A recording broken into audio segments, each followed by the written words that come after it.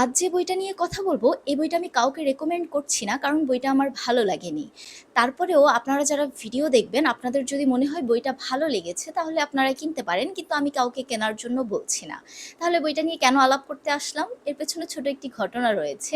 অনেকদিন আগে একজন আমাকে দুটো বই উপহার দিতে চেয়েছেন। উপহার দেওয়ার পেছনের কারণ ছিল, তিনি আমার এমন কোনো ভিডিও দেখেননি যেখানে আমি ইমদাদুল হক মিলনকে নিয়ে আলোচনা করেছি। তো তার ধারণা আমি লেখকের কোনো বই পড়িনি এবং তিনি আমাকে লেখকের দুটো বই উপহার দিতে চান। তখন আমি তাকে জানাই যে আমি লেখকের বই পড়েছি, কিন্তু আমার কখনো কথা বলা হয়নি। আর খুব বেশি বই পড়িনি, অনেক আগে বই পড়েছি, সংগ্রহেও নেই। তখন তিনি আমাকে যে দুটো বইয়ের নাম বলেন, তার মধ্যে একটি হচ্ছে মায়াঘর। এখন আমি যেহেতু অপরিচিতদের থেকে বই নেই না, তাই আমি ওনাকে সুন্দরভাবে সেটা বলি। তখন তিনি বুঝেন এবং আমাকে বলেন যদি কখনো সময় সুযোগ হয় তাহলে আমি যেন দুটো বই নিয়ে কথা বলি। তো আমি গতকালকে আমার পরীক্ষা শেষ হওয়ার পর আমি আর বুক সেলফের দিকে আমি একটু তাকালাম যে কোন বইটা পড়া যায়। আমি খুব ছোট কিছু পড়তে চাচ্ছি, কারণ এখন আমার খুব প্রেশার যাচ্ছে। তো আমি গল্প পড়তে চাচ্ছিলাম এবং তখনই আমি দেখি যে আমার সংগ্রহে মায়াঘর বইটা আছে। আর বইটা বেশ পুরনো। এই বইটা কিভাবে আমার সংগ্রহে এলো, কবে এসেছে, কার বই আমার কিচ্ছু মনে নেই। বইটা কার বলেছি কারণ বইটা আমার নয়। আমার বই এত পুরনো আর ছেঁড়া হয় না। কারো কাছ থেকে নিয়েছিলাম সম্ভবত, বা কেউ দিয়েছিল, ফেরত নেওয়ার কথা মনে নেই। তো আমি আজকে সেই বইটা নিয়েই কথা বলব। বইটা আমি গতকালকে পড়া শুরু করি এবং আজকে আমার পড়া শেষ হয়েছে। আমি আবার বলি, বইটার নাম হচ্ছে 'মায়াঘর'। লিখেছেন লেখক ইমদাদুল হক মিলন। তো এই বইটার যার, সে যদি আমার ভিডিও দেখে তাহলে আমাকে জানাতে পারেন এই বইটা আপনার কিনা। অবশ্যই রামগঞ্জের মানুষ, রামগঞ্জের বাইরে কারো এই বই হবে না। যাই হোক, এই বইটিতে গল্প রয়েছে বেশ কয়েকটি। গল্পগুলোর নাম যদি আমি একটু বলি, ৫ তলার ফ্ল্যাট, তারপর সাদা কাক, তারপর মায়াঘর, সাপ রহস্য, কে আসে অন্ধকারে। এখন যদি আমি বলি, কিছু বই থাকে না যে এগুলো পড়া শুরু করলে ভালো লাগবে বা শেষে গিয়ে ভালো লাগবে বা মাঝে গিয়ে ভালো লাগবে এরকম। এই বইটার আমার কিচ্ছু ভালো লাগেনি, একদম কিচ্ছু না। লেখক এই বইটাতে চেয়েছেন সবগুলো গল্পতে হরর এলিমেন্ট যোগ করার জন্য, মানে একটু ভৌতিকতা রাখার জন্য, মানুষের মন নিয়ে একটু খেলার জন্য, মনস্তাত্ত্বিক জিনিসপত্র রাখার জন্য। তবে আমার মনে হয়েছে তিনি সব জায়গায় সফলভাবে ব্যর্থ হয়েছেন। কারণ কেন? এই যে প্রথম যদি হচ্ছে পাঁচতলার ফ্ল্যাট গল্পটা নিয়ে বলি, এখানে একজন লোক তার ফ্ল্যাটটা বিক্রি করে দেয় স্ত্রী মারা যাওয়ার পর, কারণ সে এখন ছেলের কাছে বিদেশে চলে যাবে। তার নাম হচ্ছে আজিজুল। তো তিনি আনিস সাহেবের কাছে ফ্ল্যাটটা বিক্রি করে দেন। তখন আনিস সাহেব খুব কম দামে পেয়ে ফ্ল্যাটটা নিয়ে নেন এবং তিনি তার মতো করে ইন্টেরিয়রের কাজ শুরু করেন। কাজ প্রায় যখন শেষ, তখন তার চাকর ওখানে গিয়ে থাকা শুরু করে, এনায়েত নামে। একদিন সকালে সে এসে জানায় যে তাকে কেউ একজন থাপ্পড় মেরেছে। তো থাপ্পড় মেরেছে, কে থাপ্পড় মেরেছে, কিভাবে থাপ্পড় মেরেছে কিছু জানা যায়নি। তখন আনিস সাহেব যুক্তি দেন যে তুমি নিজেই হয়তো নিজের গালে রাত্রে মশা কামড়ায় দেখে থাপ্পড় মেরে দিয়েছো। যাক, প্রথম রাত গেল, দ্বিতীয় রাতে তার দু গালে দুটো থাপ্পড় মারা হয়। তখন তো সে ভয় পেয়ে যায়। এবার পরের দিন রাতে দেখা যাবে তিনটা থাপ্পড় মারবে, এর আর বেঁচে থাকার কোনো সম্ভাবনাই নেই।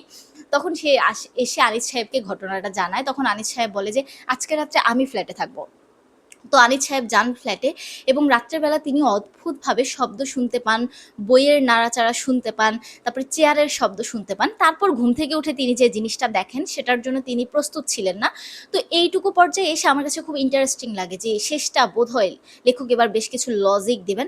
কিন্তু আমি শেষে এসে দেখি, মানে ওই ঘটনাই যা ঘটনা, শেষে কিচ্ছু নেই। আমি যেহেতু স্পয়লার দিব না, তাই আমি বলছি না শেষে কি হয়েছে। তবে শেষটা আমার একটু ভালো লাগেনি। তারপর যে সাদা কাক, এই গল্পটার প্লট এত বেশি পরিচিত, এত বেশি পরিচিত যে একটা মেয়ে যে হচ্ছে প্রতিবন্ধী। তবে প্রতিবন্ধী হলেও সে অনেক উদ্ভট ছবি-টবি আঁকে। সে একটা সাদা কাকের ছবি আঁকে এবং সে বলে দিতে পারে দুদিন আগে কি হবে, দুদিন পর কি হবে। সরি, আগে কি হবে বলতে পারে না, পরে কি হবে এটা বলতে পারে, বা ঘটনা কি ঘটছে সেটা সে বলে দিতে পারে আগে থেকে। তো এটা তার বিশেষ ক্ষমতা এবং এই ক্ষমতা কেন হয়েছে, কিভাবে হয়েছে তার কোনো আলোচনা নেই। এবং ওই সাদা কাকের যে ঘটনাটা লেখক দেখিয়েছেন, তারও কোনো হচ্ছে লজিক পেলাম না। ওই মেয়েটা সাদা কাক আসার পর হুট করে সুস্থ হয়ে গিয়েছে। কিভাবে সুস্থ হয়েছে, কেন সুস্থ হয়েছে কিচ্ছু নেই। মানে গল্প কি যে হলো আমি কিচ্ছু বুঝলাম না। তারপরের গল্পটার নাম ভুলে গেলাম, আবার একটু দেখে আসি। আচ্ছা, সাপ রহস্য, সাপ রহস্য সম্ভবত। সাপ রহস্য, আচ্ছা সাপ রহস্য নিয়েই বলি। সাপ রহস্যটা হচ্ছে এরকম যে একটা মহিলার আ যমজ বাচ্চা হয়। যমজ বাচ্চা হওয়ার পর মহিলা হচ্ছে মারা যায়। মারা যাওয়ার পর এরকম হয় ব্যাপারটা যে তার বাড়িতে হুট করে সাপ দেখা যায়, কালোজাত সাপ। এই সাপ অনেক বছর পর, পর তাদের বাড়িতে দেখা যায় এবং এই সাপ কেন দেখা যায় সেটা কেউ জানে না। ওই মহিলার যে ধাত্রী ছিল, ধাত্রীও হচ্ছে মারা যায়। যখন মহিলার বাচ্চা জন্ম দেয় তাকে হচ্ছে সাপে কেটে মেরে ফেলে, তারপরে ওই যে বাবাকেও সাপে কেটে মেরে ফেলে, তারপর ওই সাপ তাদের পিছনেই ছাড়ছে না। তখন এখানে আমরা আবার আরেকটা পরিবারের কাহিনী দেখি, যেখানে তারা হচ্ছে এই সাপ নিয়ে কথাবার্তা বলে, সাপের কি হয়েছে, কেন আসছে। তারপর শেষে এসে তিনি যে লজিকটা দেন যে কেন সাপ আসছে বা এই সাপ কই থেকে আসলো, কি হইলো, যেটা আমার একটুও ভালো লাগেনি। আমার কাছে মনে হয়েছে তাহলে শুধু ওই যে সাপের পরিবারের কাহিনীটা রাখলেই হতো, মাঝখান দিয়ে আবার শাওনকে, চেয়ারম্যান সাহেবকে কেন ঢুকিয়েছে, ওদের পার্টটা দরকারই ছিল না। এখন আমি যদি কি হয়েছে এটা বলে দিই তাহলে স্পয়লার হয়ে যাবে, তাই আমি বলতে চাচ্ছি না। তারপর যে মায়াঘর, যেটার নামে বইটা, এই মায়াঘর গল্পটা পড়ে আমার আমার খুবই বিরক্ত লেগেছে এক কথায়। কারণ হচ্ছে এখানে আমরা দেখতে পাই একটি ছেলের বাবা মারা যায়। তো ছেলের বাবার সাথে তার খুব ভালো একটা বন্ড ছিল এবং বাবা মারা যাওয়ার পর সে অস্বাভাবিক আচরণ করা শুরু করে। তো অস্বাভাবিক আচরণ করা শুরু করার পর তাকে পাওয়া যায় রাত বিরাতে, সে বের হয়ে যায়। কিভাবে বের হচ্ছে কেউ জানে না। তাকে কবরস্থানে পাওয়া যায় এবং তাকে একবার কিডন্যাপ করা হয়। কিডন্যাপ করা হওয়ার পর কিডন্যাপার তার মায়ের কাছ থেকে ৫০ লাখ টাকা চায় এবং তার মা তখন সবকিছু দিতে প্রস্তুত থাকে।